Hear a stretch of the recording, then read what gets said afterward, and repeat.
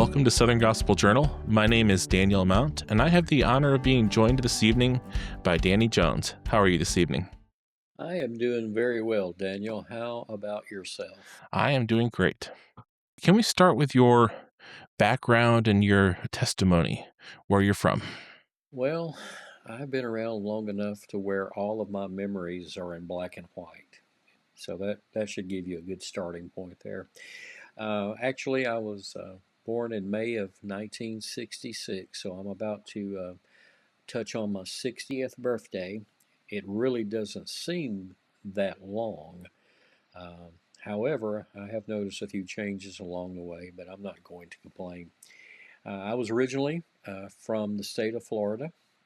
My parents, ironically, both grew up in North Georgia, about 5 miles from each other, but they never met Hmm. until they were both living in Florida. So that's where I came along. And as a youngster, they returned to Georgia. I grew up in the state of Georgia, a little town called Greensboro, and that city would become instrumental in my gospel music career later on. And then from there, spent some time at the University of Georgia. I like to tell people I like that school so much. I spent 7 years trying to get a 4 year degree. And then it was while I was in school, both high school and college, that I first began dabbling, for lack of better terms, in Southern gospel music. Now, let's back up just a little bit.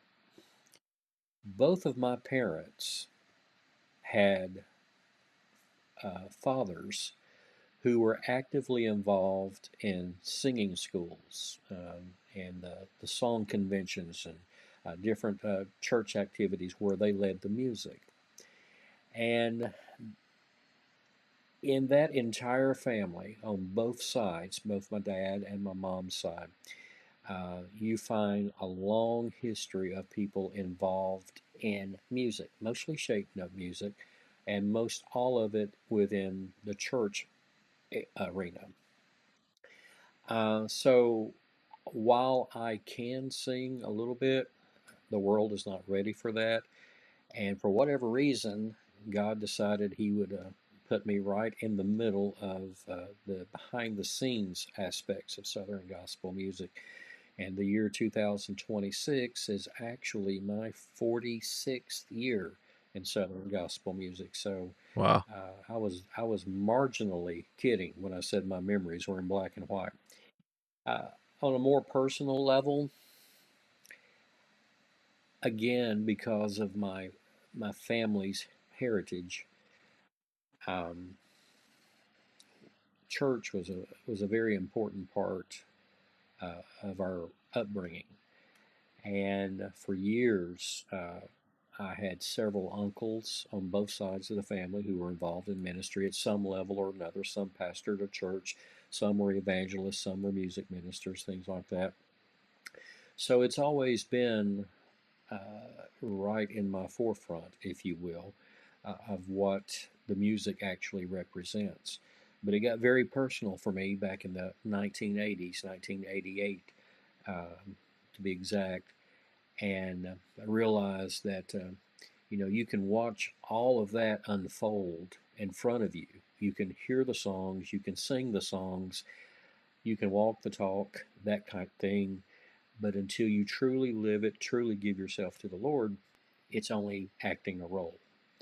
And in 1988, I quit acting the role. Amen. So that's everything in a nutshell. Um, Gospel music basically has been most of my life since a very, very early age. As a matter of fact, my parents took me to my first Southern Gospel concert when I was 2 weeks old. Now, the groups that were on the concert were the Florida Boys and the Dixie Echoes. I do not remember it, Hmm. obviously, but there are pictures of me at that event. It was a mobile home. No, I'm sorry, not a mobile home, but an auto dealership grand opening. And both of those groups were singing there. That's very neat. And You had, I think it's a fascinating history in your early years in the music, between WGRG radio, working for radio promotions for Eddie Crook and Dave Wilcox. And then something we actually have in common is you also worked for I Crossroads for did. a while. I did. Uh, yeah. Um, I- Basically, it all started with radio, as you mentioned, WGRG in Hmm. Greensboro, Georgia. It's now changed its call letters to WDDK, I believe. And the owner of the station, it was a small town, and the owner did everything. And finally, it became too much for one person to handle. And he knew of my interest in gospel music and had seen me at different events and all the different things involved there. And he asked me one day, would I be interested in doing a Sunday Southern Gospel show? Well, it took me all of a millisecond to say yes.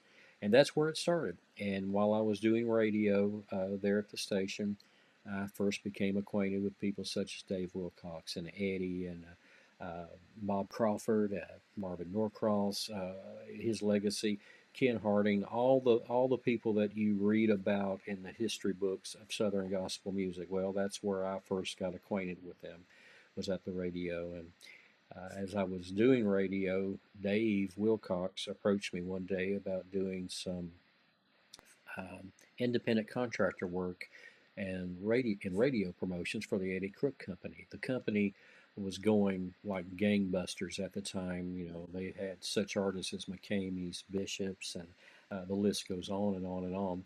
But he also had a very thriving custom recording division, and that was where the developmental labels such as Harvest and Cedar Hill were housed. Well, those artists also started getting significant radio airplay and they needed attention. And so Dave and Eddie approached me about it.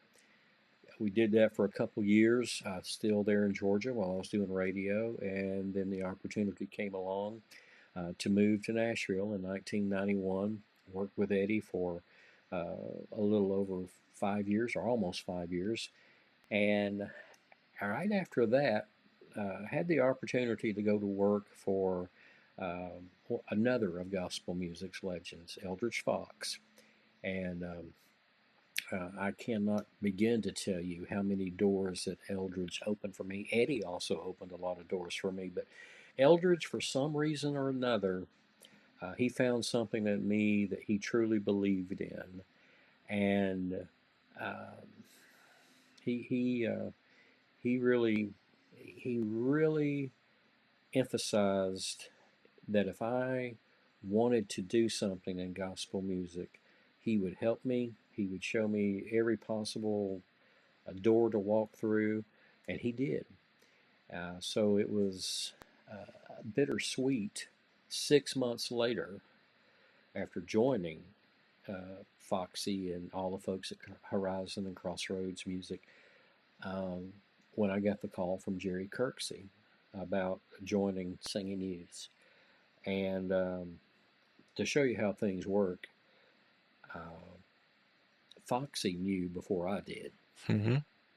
Jerry Kirksey had actually called down to Asheville, where Foxy was, talked to Foxy and talked to a couple other people there, like Chris White, and broached the subject.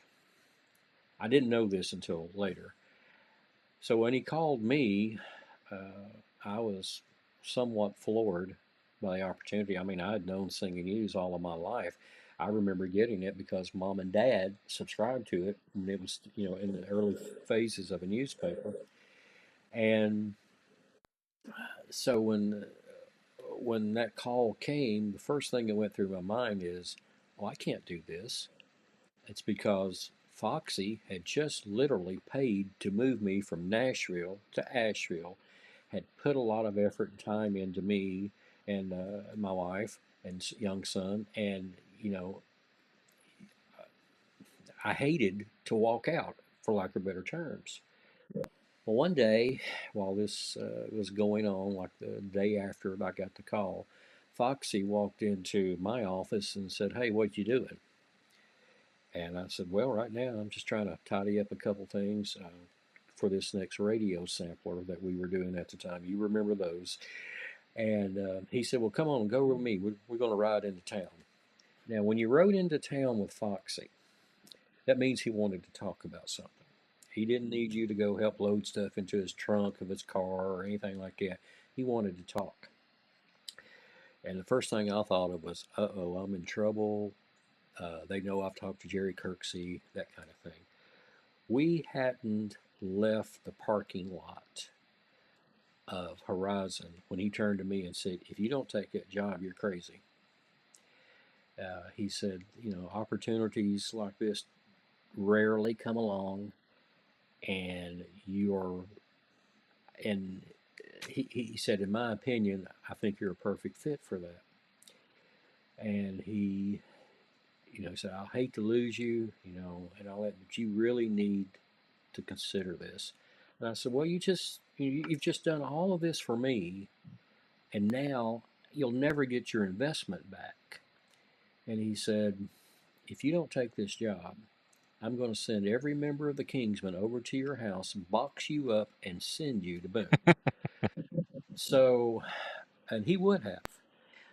So that took a lot of pressure off of me, and that was I started there with Singing News in August of '95, and I'll always have a special place in my heart for Foxy and of course the Kingsmen. During my time there, we all got to be really good friends and still are. But Foxy was. You've heard stories of his generosity and Hmm. all the things he's done for young people in gospel music.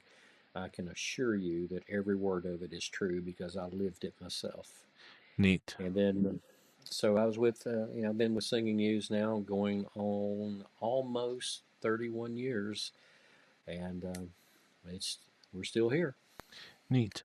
And I would, there are so many more things we could talk about, so many interesting things you did in those years. But just for the sake of getting to everything else, I would encourage the listener. You did an episode with Arthur Rice and Darren Sutherland on their podcast about 3 or 4 years ago. I'll link to it in the show notes. And go listen to that. He has several more Danny has several more stories from those early days, and that's well worth your time to listen to. Uh, in part because there's some great stories, and in part so that I don't waste Danny's time asking the same questions again. Oh, But we got all night. We got thank you. all night. That's very kind. Um, but one thing I would like to ask, I'm going to guess that just about everybody who'd be 13 minutes into a Southern Gospel podcast has heard of Singing News. But not everybody knows the early days. Can you just briefly, give a context, a minute or two, J.G. Whitfield's founding, when Maurice Templeton came in, just to discuss the history up to the point you joined, for those people who have heard the name, maybe even subscribed, but don't know the early days. May of 1969 was the very first issue. J.G. Whitfield, who was a leading concert promoter at the time, he had been given the idea by J.D. Sumner. Um, and the purpose of the Singing News at the time was to promote concerts, and that was the main driving factor of Singing News. So Mr. Whitfield got some other promoters of that time together. They all submitted their mailing list and all their information about their upcoming concerts. May of 1969 rolls around. The first issue rolls off the press. It's put in the mailing system, which, by the way, it took 3 attempts to get that first issue into the mailing system because of various rules and regulations and a complete and total misunderstanding on the part of the people at the post office and Jerry Kirksey.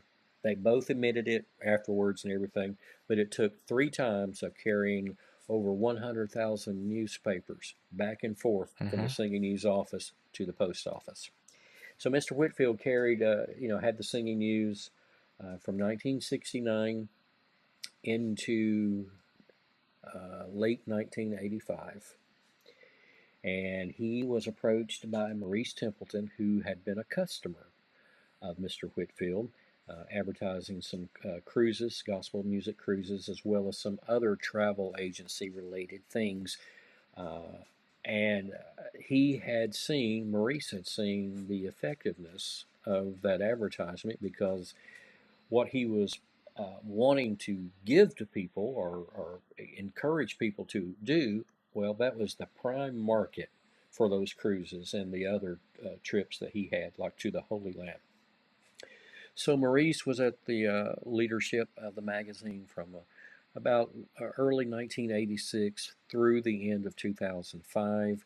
On January 1st, 2006, the ownership transferred from Maurice and the other board members of Singing News at that time to what would go on to become Salem Media Group. Mhm. And then from 2006 on into May of 2001, Salem was had control of the magazine, and then in 2001, a new company called Seawalker Media was created, and it was put together by dozens of Southern gospel industry people, not just a big corporation somewhere or just a handful, but several, literally a couple dozen or so of people involved in Southern gospel music created and launched Seawalker Media. And now Seawalker Media, which I'm a part of, includes Singing News Magazine, Singing News TV, and Singing News Radio. So Mr. Whitfield's little newspaper, as he called it, to promote concerts has now gone into a whole new world, not only with those three entities, but also a huge social media presence. What was the year again? Seawalker came into Seawalker picture? launched in 2021. If I said 2001 2021. earlier, remember I think you might have just, I'm almost yeah, 60. Work with me. no worries. No worries. So you came in as managing editor after Dina Searles, Mhm. later Dina Searles Warren moved on. What what were your responsibilities in the early days? What did the managing editor do? Well, there's two ways to answer that. Okay. The technically correct answer is I was to oversee some of the majority of the articles that went into the magazine. I was responsible for coordinating with the different writers of the magazine, making sure they got their articles in on time, taking some, doing some literal editing of those things, sometimes for content, sometimes just for sheer grammar issues. Basically, almost like an English teacher. Anything that an English teacher would do, I would Hmm. wind up doing within the magazine. And then there were some PR responsibilities as well.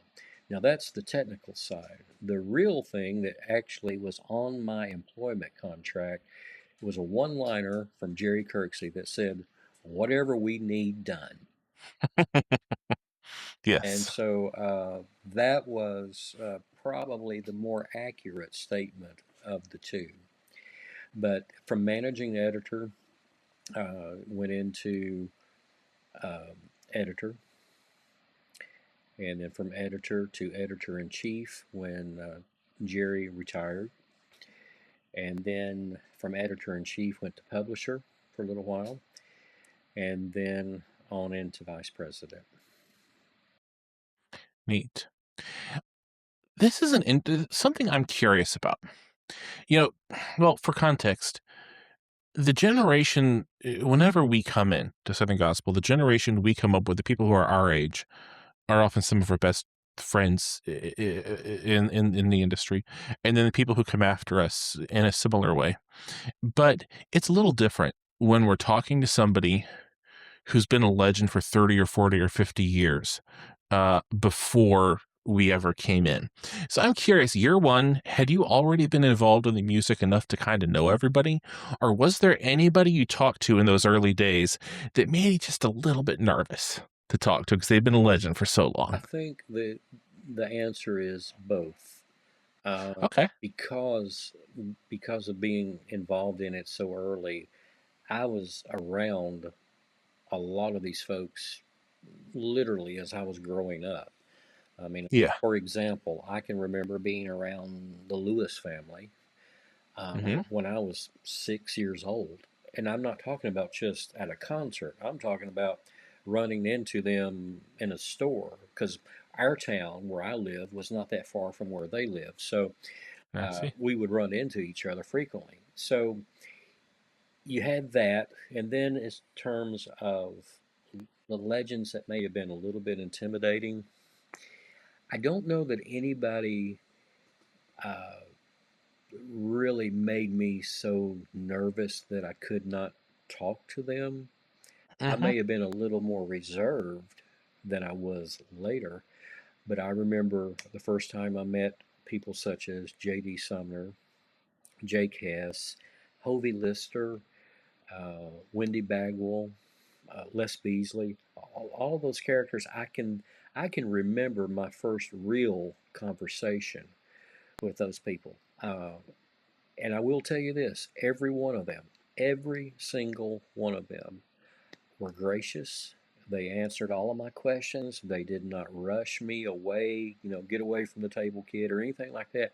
They all took their time with me. And, that's something that you can't put a price tag on. So I'm very grateful to have been able to grow up in that era where there were still a lot of the people that we view as legends were still in their prime, still doing a lot of concerts, things of that nature. And then when you start looking at the people of today, the Gerald Wolfs of the gospel music, well, we all basically grew up around each Hmm. other. I mean, Exactly. I can recall playing backstage with some of the very people you see in groups today, and we were just running around in our t-shirts and blue jeans while our relatives and friends were on stage doing their thing. So Yeah. a lot of the people in gospel music today are not just people that I would consider business associates. Well, they're friends from way back. And Yeah. a lot of us have made the comment we don't view each other as group members or people in the business or anything. I remember him when, we went down to Sonic or whatever, things like that. It has a very different feel now as compared to back then, simply because we have so many people in the same age bracket, uh, Hmm. probably actually more than ever before. Southern Gospel went through a very big generational change with the passing of people such as Hovey and Rex and Glenn. Yes. And then there Definitely. was a gap. And that gap now has brought us to the days of Mark Trammell, Greater Vision, that era right there. I'm using them because they're easy to remember, uh, and put a timestamp on. That's where we are now. We will probably have um, another generational gap, but after this generation has retired or moved on, there'll be a little bit of a lag again, and then you'll have a new set. Exactly. Now, several things you said in there about how these are people you grew up with and have been lifelong friends. That ties into something that everybody talks about when they talk about you, and that is how Singing News can only put one artist on the cover each issue. Hmm. And there can only be one number one hit at the top of the charts each issue. Hmm. And each fan award per category per year, there's only one winner. And besides the cover, there's only so many pages. You can only do so many stories and talk about so much of what's going on every month. And for a lot of people, that could be a cause for jealousy and frustration that they're not on the cover more than somebody else and whatever. But you've been able to bridge that gap and be everybody's biggest cheerleader, and everybody knows you are and loves you. Did that come natural to you from growing up in this, or was this something you had to intentionally work at your approach and how you talk to people and how you work with people to avoid frustrations that somebody else was on the cover last month? I think the best way to respond to that by saying it is an example of God's grace. Hmm. Um, because you're exactly right in what you just said. With only 12 covers a year, you can only do so much. And one of the biggest frustrations that myself, Rick Francis, and other people on the staff have is Okay, we've only got 12 covers. What do we Hmm. do with those 12 covers? Because, you know, you've got a group that's got a special anniversary coming up. You've got a group that's got a really great new album. It's going to be the signature album of them all for that group. You've got Hmm. such and such artist over here who's had, a big success in something. You wind up juggling so much that it becomes almost a nightmare for Hmm. us. Just trying to spread it all out because you've got all these different groups, all of whom are doing great things and Hmm. need to be recognized. You've got all of these entities, record companies and such. Well, they're pushing hard for their artists. I mean that's just part of it. They've got to uh, promote and do things on behalf of their artists. So, we get from that angle too. We hear from a lot of people throughout the year, hey, such and such would be a great cover. And 9.5%, I'm sorry, 9.5 times out of 10, they are 100% correct. It would be a great cover. Hmm. The problem is we only have 12. And you also look at things like when an artist starts reaching retirement age. Hmm. And you know that the next year or so is probably going to be their final year. Well, you'd like to do something nice for them as well. Exactly. So there's another element that goes into it. So it can be a little bit of a landmine sometimes. That's why we also use the conversation feature as a Hmm. way to counterbalance the lack of more than 12 covers. Um, so it can be very challenging as far as the charts. Fortunately, we just report what we're given. Exactly. You know, Exactly. all the individual charts come in from the radio stations out there, and they're all fed into a computer, tallied up, and what comes up is what goes in the different positions. Fan awards, same way. We don't nominate anybody. As a matter of fact, that's why Hmm. I do not have a personal subscription to the magazine, so I can Hmm. never, you know, cast a vote and be the deciding factor. Um, so again, once the computer spits out the results, that's what we go with, and we one of our biggest challenges every year is how do you cram 20 or 21 categories in a 2 hour program at the National Quartet Yes. Convention? Well, it is a challenge, uh, and unfortunately, that limits the thank you speeches sometimes. It also Hmm. uh, curtails the number of songs that can be performed.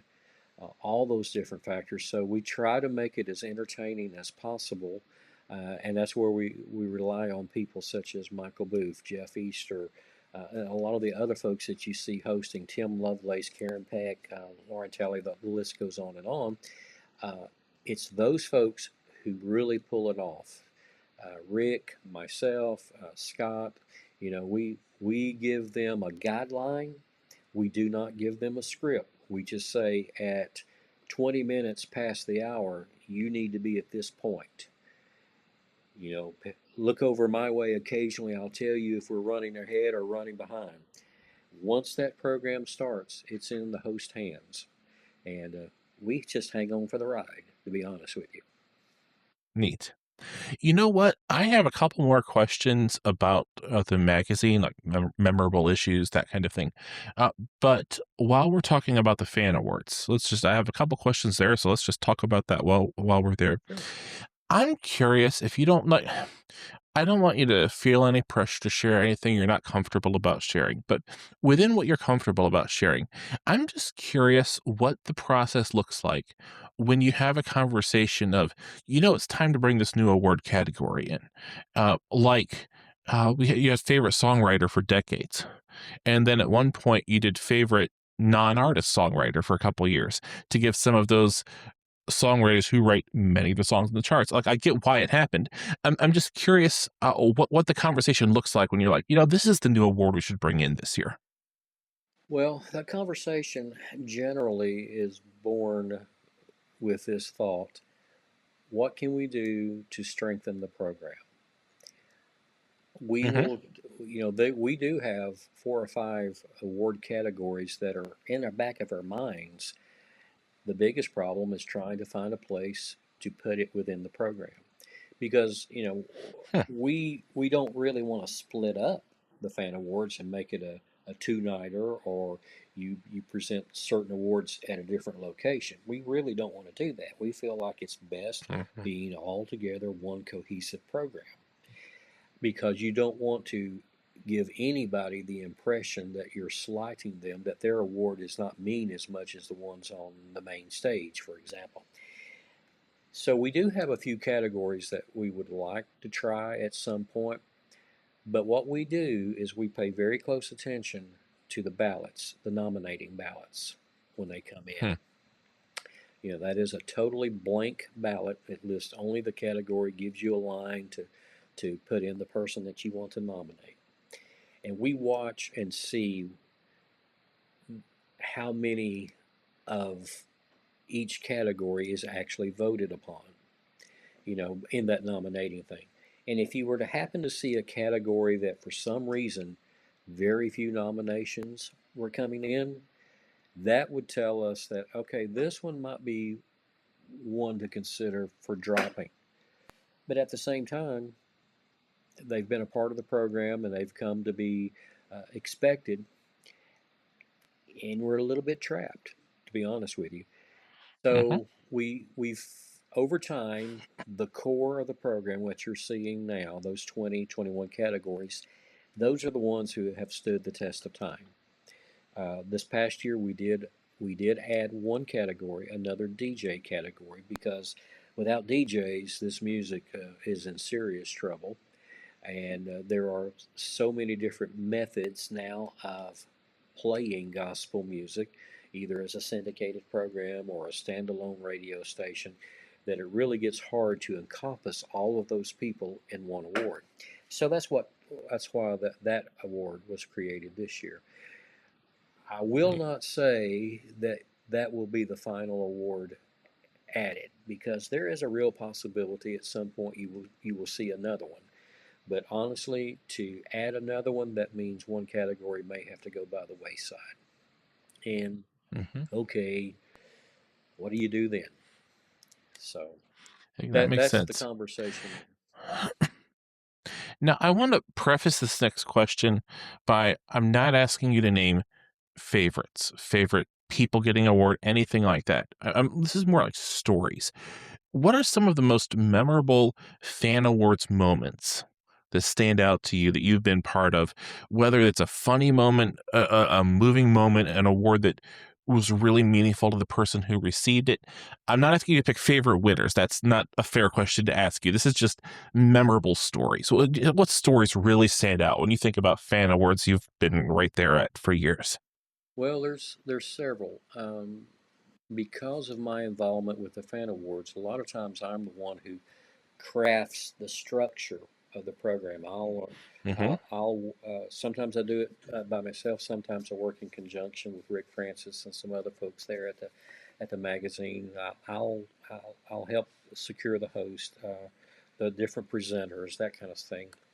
Uh, and I remember a couple times, uh, two hosts that I paired together created probably one of the most magical moments, or one of the most emotional moments ever on the Fan Award stage.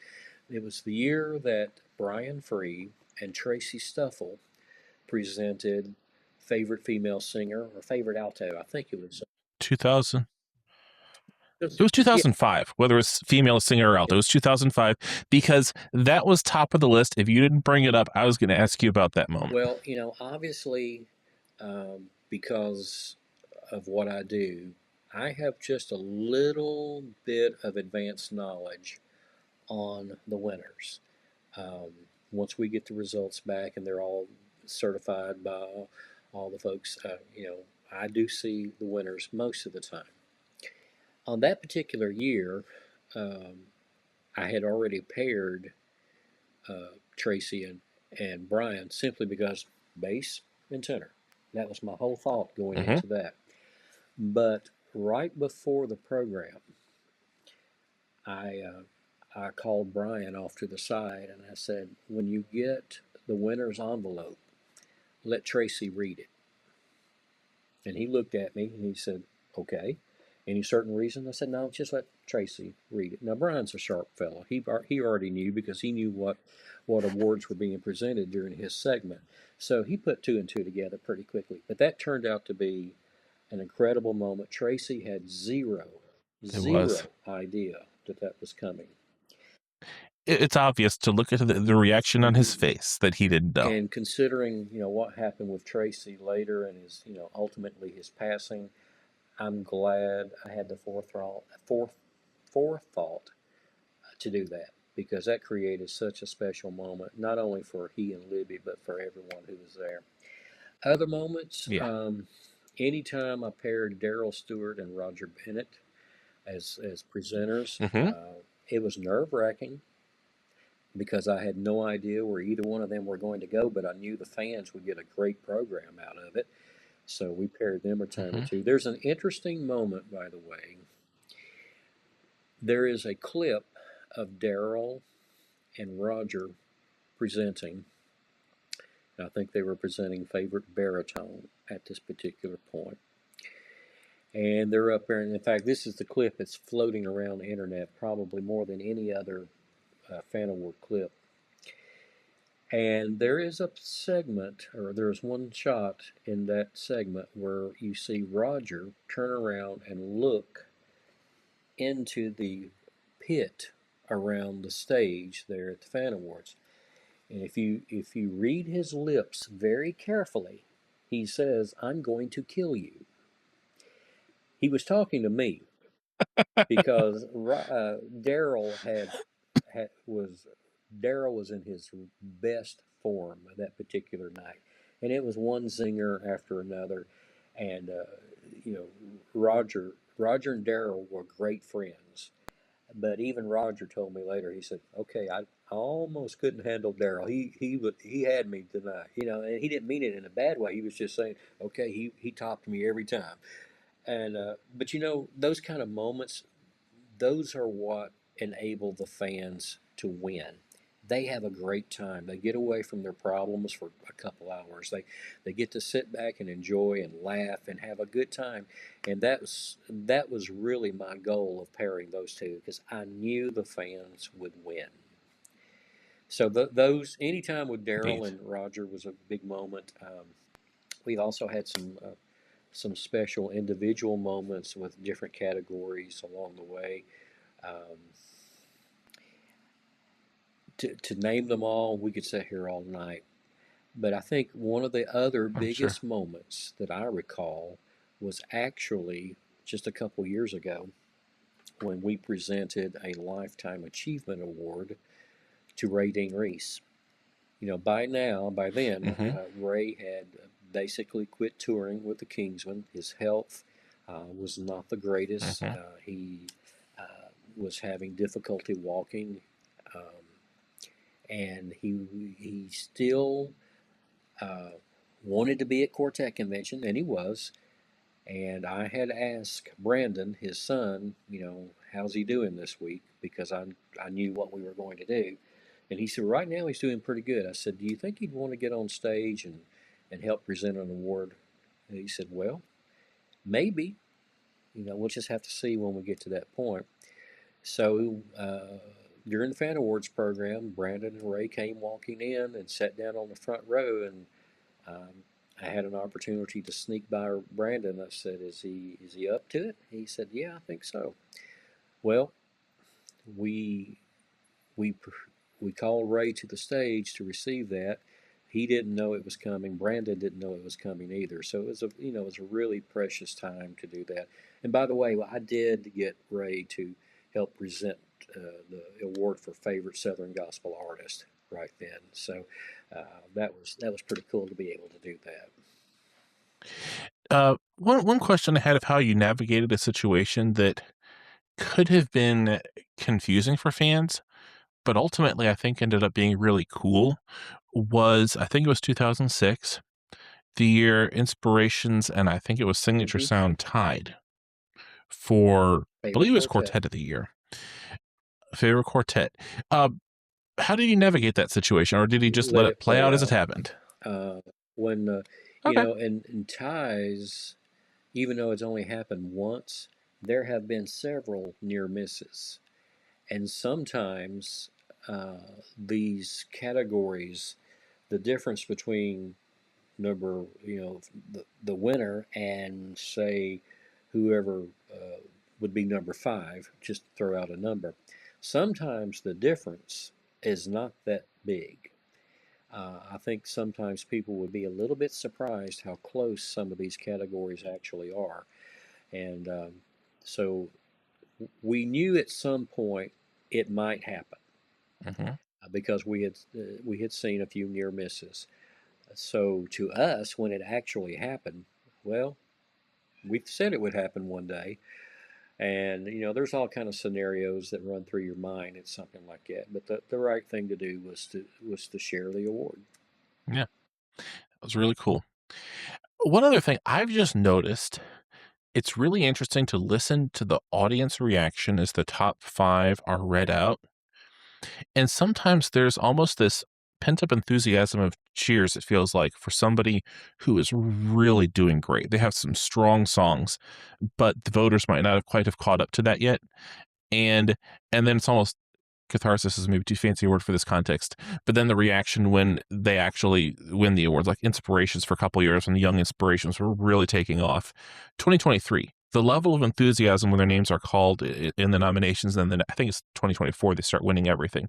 Is that something that's like stands out and is obvious to you? So you're listening there, like the audience is feeling it's about their time the year before. Is that something that it comes through in the recording, or is it something that Well, just seems it, to me? Yeah. it varies. I think what you're dealing with is the natural tendency of someone who would like to see something different. Um, just see a Mhm. change. And, you know, it's the fan awards. We've often looked at like things as, all right, we set a time limit. You can only win an award X number of times. Or if you win an award this year, you got to sit out next year. Well, here's the problem with that. Those are not bad theories, but here's the problem with that. If you start dictating that a person can't win for a reason that they've already won it, are you really having a fan awards at that point? Good point. And we have seriously considered adjusting, you know, things like I just told you. But at the end of the day, it's a fan award, and the fans get to Yeah. choose. So I think what you see in instances like that is one, people do like changes in award shows. Two, by the time you're an hour into a 2 hour fan awards program, you're tired. The audience is starting to get tired. Mhm. So their enthusiasm level naturally starts declining a little bit. Mhm. And that's usually in the part of the program where I say, Jeff Easter, go out there and help us. Hmm. Nice. This is kind of a pivot back into talking about the magazine. Uh, so with the Norcross Award and then later the Norcross Templeton Lifetime Achievement Award, those are two people I never got the chance to meet. Marvin Norcross nor Maurice Templeton. Although I overlapped at enough Quartet conventions with Maurice that I would have thought I did, but I don't think I ever actually met him. Um, but you and the rest of the Singing News team must have held these two men in high regard to name your lifetime achievement for them. Would you mind sharing a story or a couple stories of your experiences with them or other people's that just illustrate the kind of people they were and why they were the two people that for years Singing News chose to name the Lifetime Achievement Award after? Well, let me back into that. The Originally it was the Marvin Norcross Award, Yes. and that was given the name. Maurice Templeton and Jerry Kirksey named that award on behalf of, in honor and memory of Mr. Norcross. Marvin Norcross was um, an incredibly brilliant man, uh, not only in terms of producing records, knowing what worked for a particular artist with an audience, all of that, but he was incredibly sharp just in sheer terms of business. And he was a great man of integrity. You know, his word was much stronger than any contract you could put on paper. If Marvin said he or Canaan Records was going to do something, it got done. No questions about it. It happened. And Marvin was also a big leader in his community. You know, obviously he was involved in his home church, but he was also involved in the local little league baseball Hmm. teams, not just individual teams, but the entire league. In fact, there is a field there in Texas named after him. And everything that Marvin touched, he touched with integrity, he touched with grace, he touched with humility, and he was just the kind of person that you feel like you need to aspire to be. Just a Hmm. very, very gracious and good person. Unfortunately, he passed away in Greenville, South Carolina in 1980 while he was working on an album for Governor Jimmy Davis. Hmm. And but in true Marvin Norcross form, I don't know that he would have been any happier. If he could have chosen his way to leave this world, I think it probably would have been in the recording studio. So Yeah. even though he passed away at a hotel between 2 days of recording, just knowing that he was at a recording during his final hours, that would have made him very happy. Yes. Years later, uh, when Salem Media Group owned Singing News, the leadership of Salem decided to rename that award and tag Maurice Templeton to it. So you had the Norcross Templeton Award. In a lot of ways, Maurice was a modern day Marvin Norcross. Yes, Hmm. he was involved in a lot of different things, but you know, Maurice never was involved in the recording process other than when he had his own group, the 11th Hour Singers, way back long before Singing News. But they had a lot of the same characteristics otherwise. And Jim Cumby, I believe, and a couple other people involved in Salem media at the time felt it appropriate to, rename that award to the Marvin Norcross Maurice Templeton Award. Neat. All right. I am curious if any of the issues, because you've put out a lot of issues of singing news through the years, Mm-hmm. and I'm curious if any issues really stand out in your memory above the rest as either being an especially special issue, perhaps commemorating somebody's career, whatever it might be, or an especially challenging issue for technical reasons or other reasons to get to the finish line. Well, one of the ones that really stands out was the September 1999 magazine cover, and that had the cathedrals on it. It was their Mm-hmm. farewell, and that was the single biggest selling issue ever of Singing News magazine. I mean, Okay. that's outside of subscriptions. That is just pure individual copies being sold. Mm-hmm. At that convention that year, we literally could not keep them. They just went that quickly. Everybody wanted that final one. That was a big one. That was very memorable. There was another issue way back, and it was right before I got there, and I don't recall which month. Actually, I was there. I had just gotten there. There was one issue that we sent to the printer, and if you'll notice on the bottom of every page, it says Singing News or singingnews.com, something along Mm-hmm. those lines. Well, back then it said Singing News on one side. Well, somehow or another, during the proofing process, we did not realize that someone had forgotten one of the two G's in the word singing. Oh no. Yep. So we sent to the printer an issue that had sinning news on the bottom on one page. Now, fortunately, fortunately, someone at the printer happened to do a random check right off the press, flipped through it, happened to land on that page, and saw it. Well, immediately the press has stopped, and they made a call and said, you might want to redo this one. So we sent up a new file for that, had all the G's in it. But here's what really happened that we're still perplexed about today. According to them, according to the printer at the time, about 100 copies or so of that issue had been printed with sinning news on that page. We think, we think those issues actually got mailed.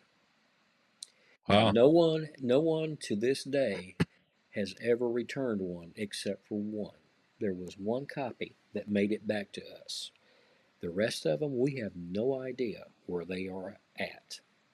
And so, if you happen to have one of those issues that has sitting news on the left hand page, it's on the left hand page, you've got something really rare. So, that was one memorable thing. I'm just glad it got caught, early in the production run. We've also had several issues that featured a tribute to someone after they had Hmm. passed. Those were always very special. They were also sometimes very difficult to pull Hmm. together.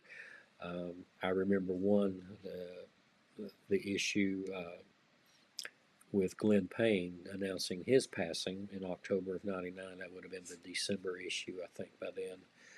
Um, the magazine was literally at the printer when Roger Bennett uh, called and said that Glenn had passed.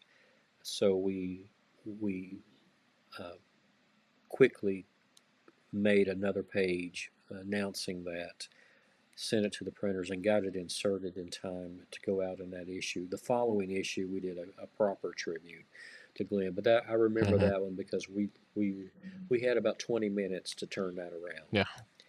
Um, as far as other personal issues, um,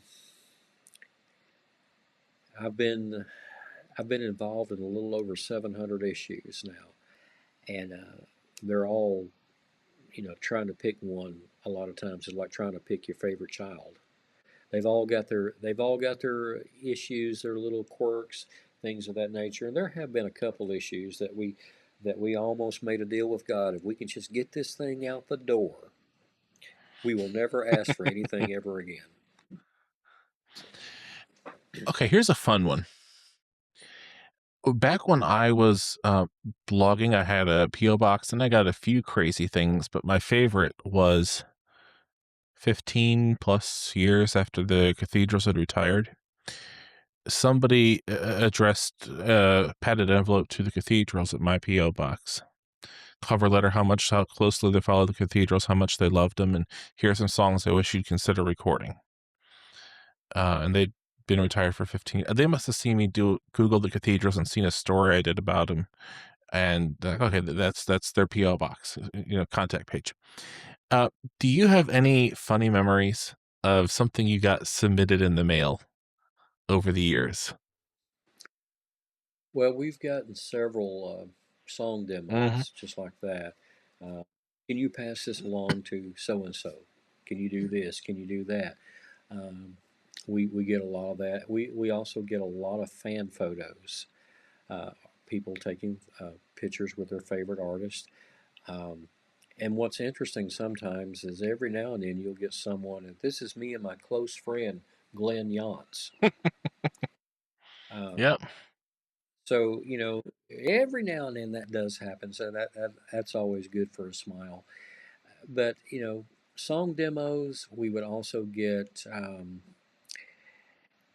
Every now and then we would get a coupon, for example, for a discounted rate on a subscription. Now, I don't mean like a coupon from three Hmm. months ago or a subscription offer from 3 months ago. I'm talking about a coupon from 1973.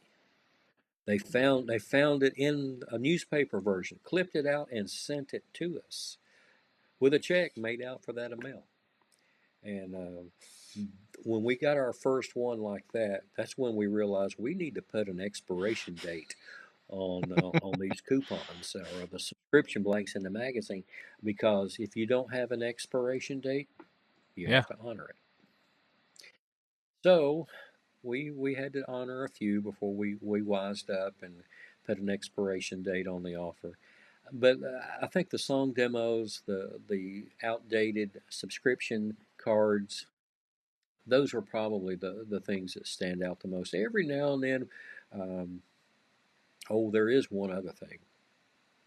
This happened when I was at Singing News in Boone back in those days. We got a large package, probably the equivalent of an eight and a half by 11 envelope, and it came in. And it was real bulky, and when you try to feel what it was before you opened it, and it's like we couldn't figure out what it was at all. Finally, Jerry took a knife and very carefully opened it because we had no Hmm. idea what this was. Well, it turns out that a group had left one of their audio cables at a church,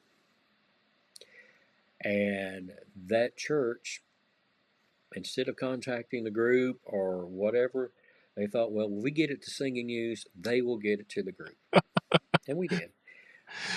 That's a good one. So we've done a few things like that along the That's way. cool.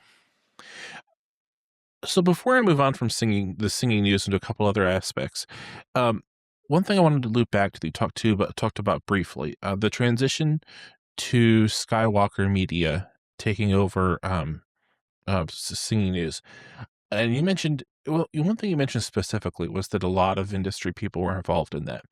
And that makes perfect sense because there's a lot more. Singing news means so much more to the industry than just the print magazine. The print magazine matters, the charts matter, the fan awards matter, singing news TV matters. Can you share a little bit about the efforts that were made to make that transition happen and keep singing news going? Not asking you to say anything private, just whatever you're comfortable sharing of the efforts that were made to keep singing news going in that Sure. time period. Well, what was happening over time is Singing News was a very small piece of the media giant called Hmm. Salem Media.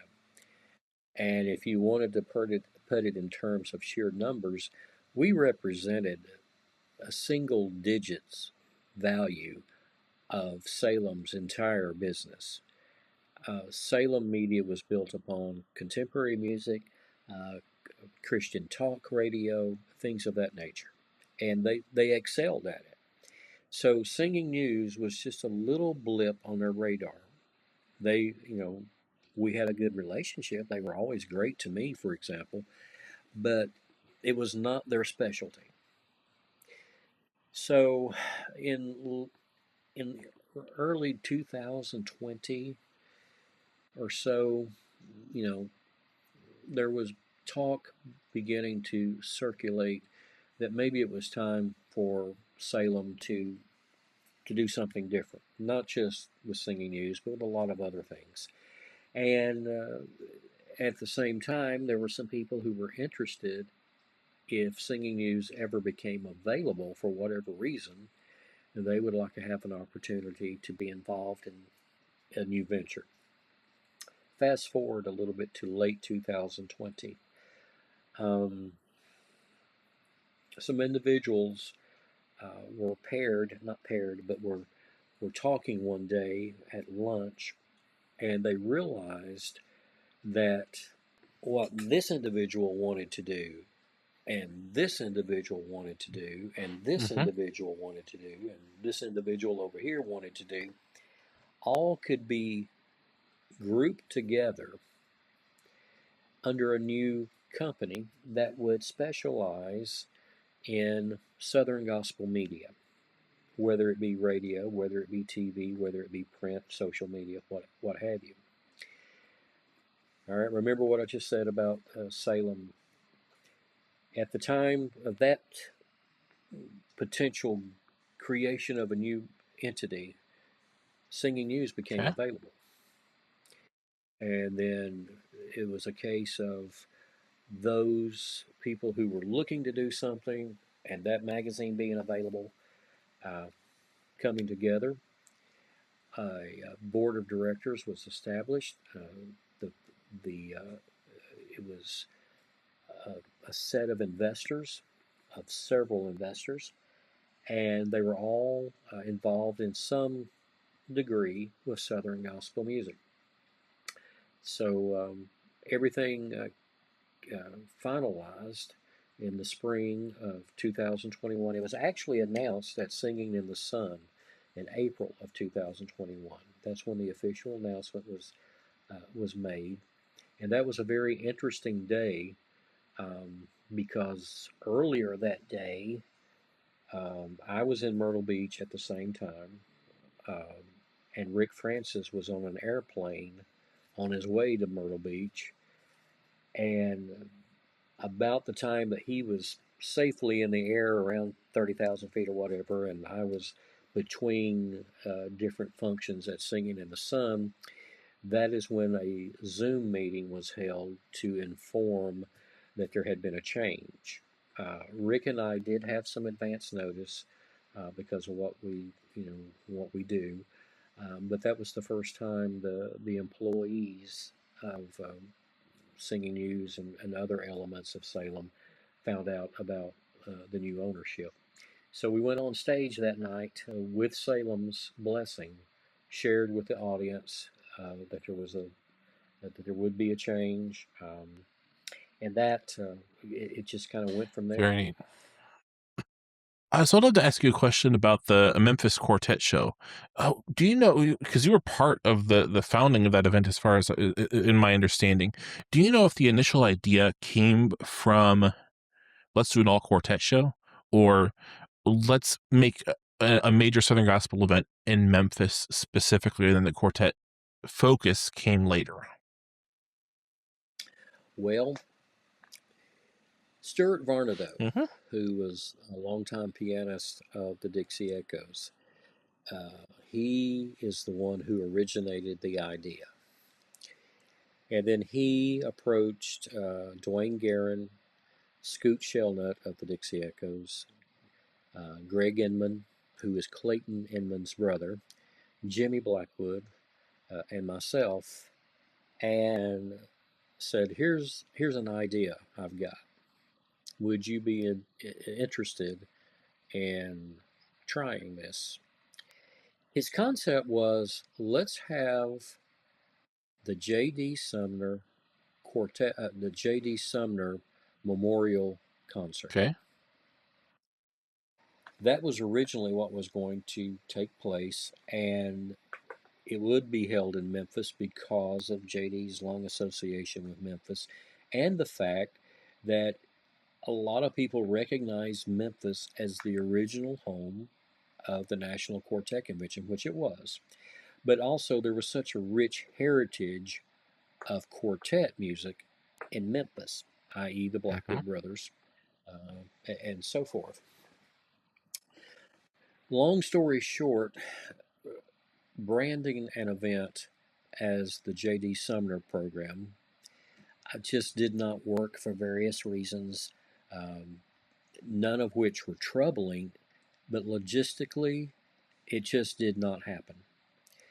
So the idea went from a JD memorial event featuring quartets, which was JD's favorite Hmm. thing, changed into, all right, we'll have a quartet program named after the city in which it's held. Neat. So that's how that happened. And then once the first one took place, the response was tremendous. People liked the format because it was so different from a lot of the other concerts and because of that natural tie to Memphis quartets, Memphis. Um, it just had all the ingredients to be a special event. It was not designed to to take over another event. It was not designed to compete with another event. As a matter of fact, one of the biggest struggles we had the entire time was trying to find a weekend when the event did not step on another Hmm. promoter. And that was that caused a little bit of a headache just trying to find the right one, the right weekend to do that. But that's how the Quartet show really came to be. It started out as a memorial thing for JD, morphed into the Quartet show, got labeled as Memphis. And we had a tremendous crowd that first year. Most all of the leading quartets in gospel music were on there, plus some fresh faces from the quartet world. And then every year it morphed into a more fine-tuned event. It featured longer sets by fewer artists. Uh, Tried to come up with some matinee programs that were different. We had the very first ever Booth Brothers Quartet program. I remember when Was that that the came up. first Yeah. year? Yeah, little things like that. We tried to throw in something different on the matinees just to give people a break from quartet after quartet. But what we found out was this, and it caught us all by surprise, really. We knew there was a genuine love for quartet singing. You know, it has Hmm. been for years. James D. Vaughn, his first group that he put on the road was a quartet. But I think even all of us somewhat underestimated how many people were still so passionate about quartet singing. Hmm. Um, we felt that the response would be good, and it was, and it was. All of us enjoy other styles of gospel Hmm. music, trios, family groups, all of that. There's a place for all of them, but there was a certain magic in having a quartet event in Memphis, and here it is, the you know 13, 14 years later, and it's still going strong. Even though the original board members of the Memphis Quartet show, all of them but two, um, there are two originals left on the board, and the rest of us have moved on to different things. But we've all said the same thing, that if we ever wanted to get back into promoting an event, we'd probably all wind up right back there in Memphis. It's a neat thing. It's a great way to spend 4 days if you like quartet singing, and I think now that you may have noticed that there has been a little change in how it's presented. It's now called the Quartet Show, Hmm. and that move. I think is a great idea because it just talks about what you'll see there, Yeah. quartets, and everybody knows it's in Memphis Yeah. now. So call it the Quartet Show. Sounds good. So I would like to, near closing, and I probably shouldn't have put this question near the end, but I'd like to ask the question that prompted the idea of I should reach out to Danny Jones. And that is, I saw a recent post on Facebook from Jonathan Wilburn, and he was talking, encouraging people to sign up for Singing News TV. But he was talking about how the success of Singing News TV was going to help the future of the genre. And so I'd love to talk about that, the vision for Singing News TV in a world where there's an abundance of low quality live streams on YouTube and Facebook that don't pay artists anything. And I think it might help fans just to hear the vision behind Singing News TV. Well, the vision of Singing News TV really started with Scott Godsey, Okay. but it was quickly shared with several others in Seawalker Media. The whole idea behind Singing News TV is to do this: is to present Southern gospel music, whether it's a quartet, family group, trio, soloist, duet, whatever, to present Southern gospel music at a very high quality, the best quality that we can get. There is also a desire to do it properly because we have seen programs that have not always presented gospel music in its best light. So we wanted to do something that truly put this music out in front of other people in a high quality way. Everybody who has been around gospel music for even just a short time has heard the term gospel singing Mm-hmm. jubilee. Gospel singing jubilee, even though it was a product of the late 60s through the early 80s, the effect of that program is still being felt today Mm-hmm. because some of those people who were on those early programs are still on Yeah. stages today. And every night, you can almost guarantee, I used to watch you on the Gospel Singing Jubilee, or my parents saw you on Gospel Singing Jubilee, or whatever, some variation of that. TV is powerful. Um, and now that the world has gone into such a digital age, the concept of TV coming in by rabbit ears or something like that, that's almost gone. So everything is apparently edging, sometimes screaming and kicking towards streaming. And that's how Singing News TV became a stream-based venture. It was simply the desire to present Southern gospel music 24 hours a day, 7 days a week, giving people the option to pick and choose what they wanted to watch. We like to make the statement that Singing News TV is a little bit, you can say it's Netflix gone Southern Mm-hmm. gospel, because you have the ability to, well, I want to see that concert, or I want to see this interview, or something like that. It's been challenging because there was really nothing before it to give us a roadmap. Mm-hmm. Uh, Also, too, when you start considering the number of songs that are on there, there is a tremendous amount of royalties Yes. that are owed to the publishers and so forth. Uh, it keeps our accountant busy taking care of those quarterly statements, and making sure that everybody's properly paid and things of that nature. But it's all being done to keep this music alive, keep it in front of people. We firmly believe that gospel music is in front of more people than ever before, Mm-hmm. thanks to social media, thanks to traditional radio, whatever. But never before has Southern gospel music been so accessible around the world, not just here in our own little corner, but everywhere. Several artists today, they will tell you, well, we get email from such and such country, or things like that. And that's just proof that the music is out there.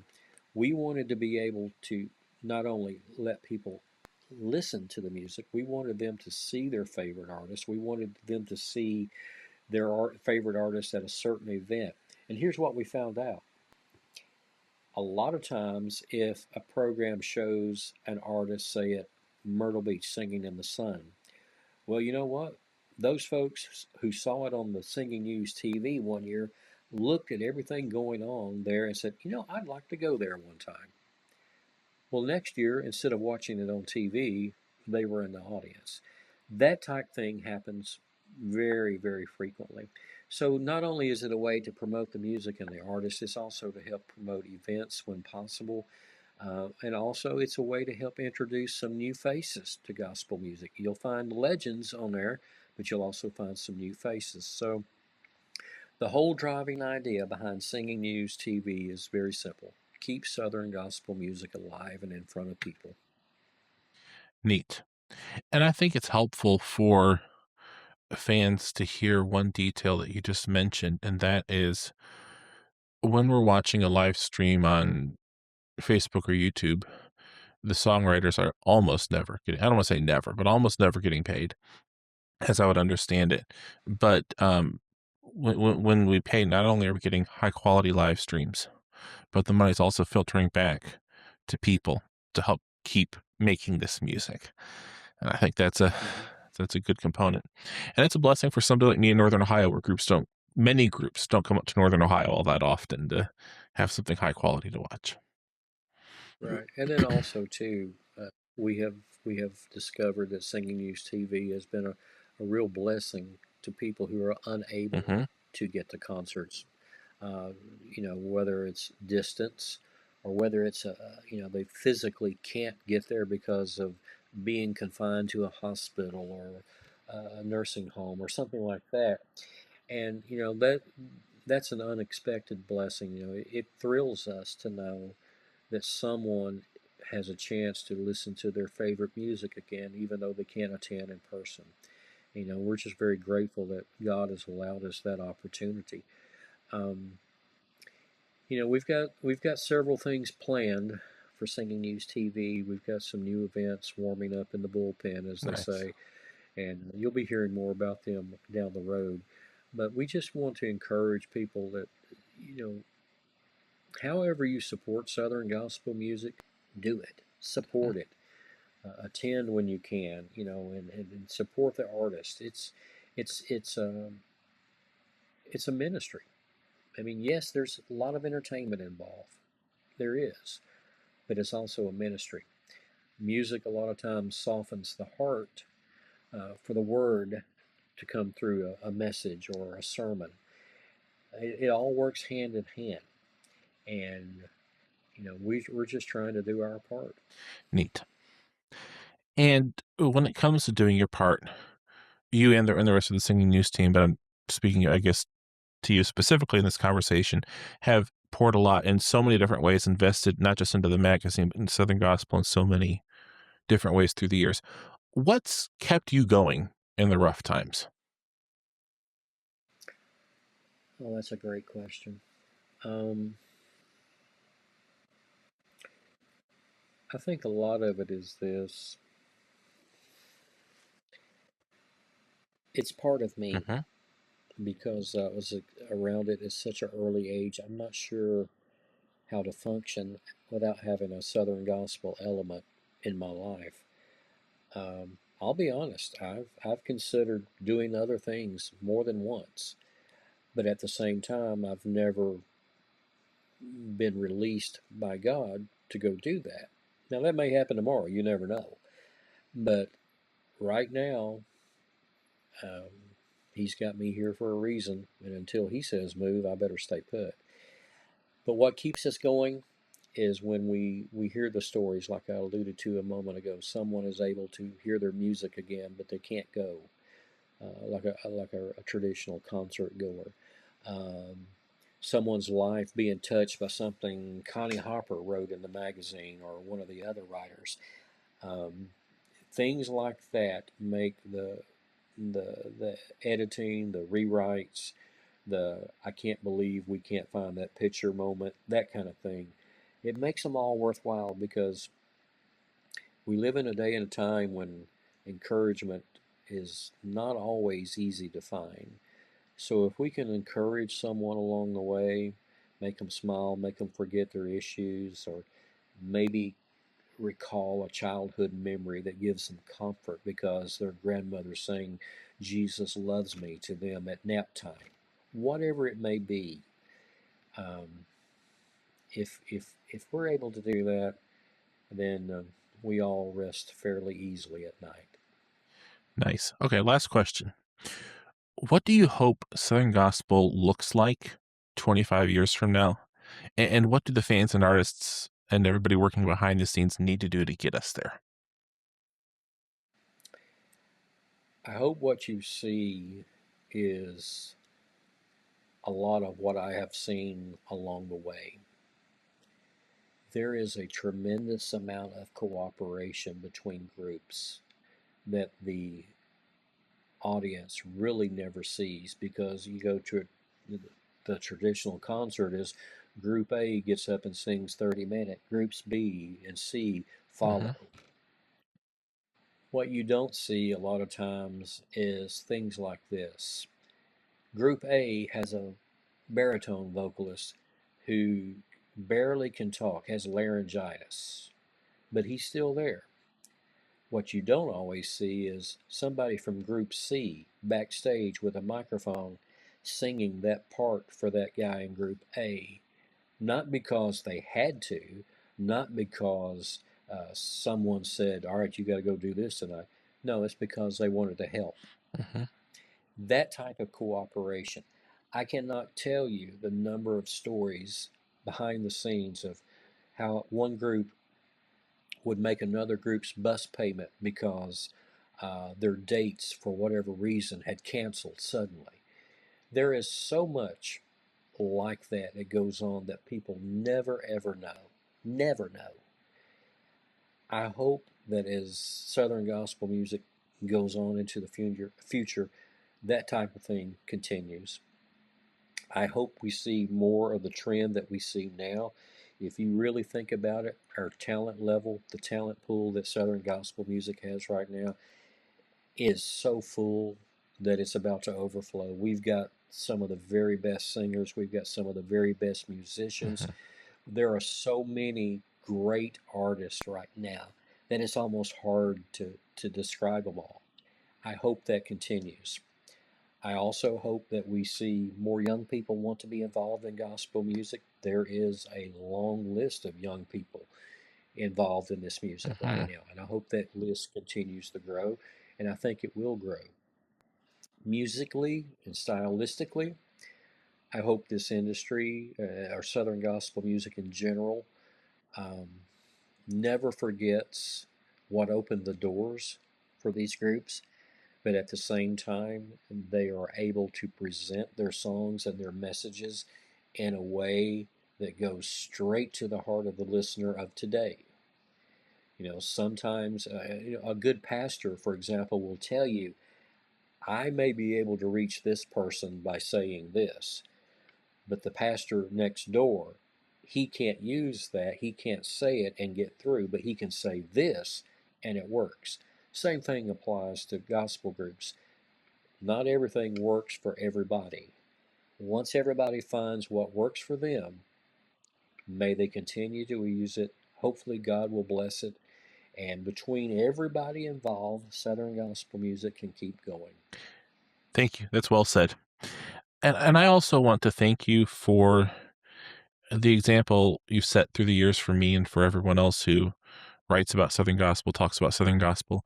It's not just the words you say, but how you approach it, how you cheer everybody on, and help foster the culture that makes Southern gospel as special as it is. Thank you. Well, I appreciate you saying that. At the end of the day, I'm just being me. What you see is what you Wonderful. get. Um, my stage persona is way different than off stage. I'm a lot more chatty and animated on stage than I am in real life. My wife sometimes accuses me of, "Do I need to check your pulse? You okay over there?"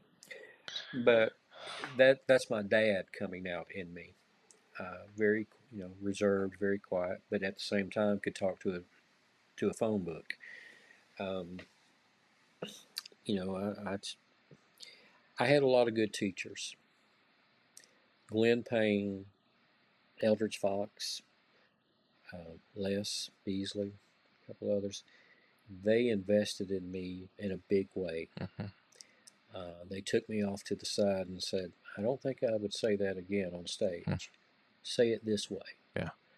They would take me aside and say, "Okay, if you want to do this, you need to do this first."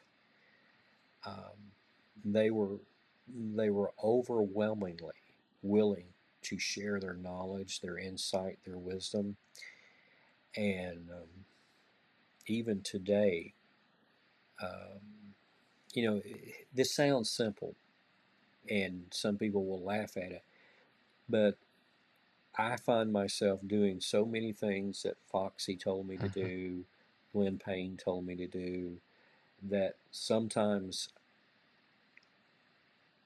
I wonder how I would have made it without their advice.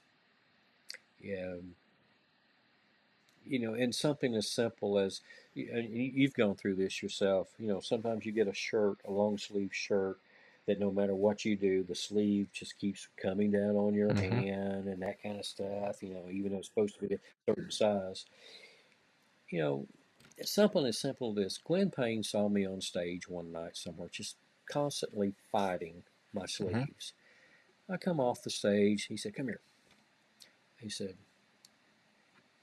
"I'm going to give you a rubber band." And what he did, he just showed me how to take that rubber band, wrap it around my arm, and voila, magic sleeve holder.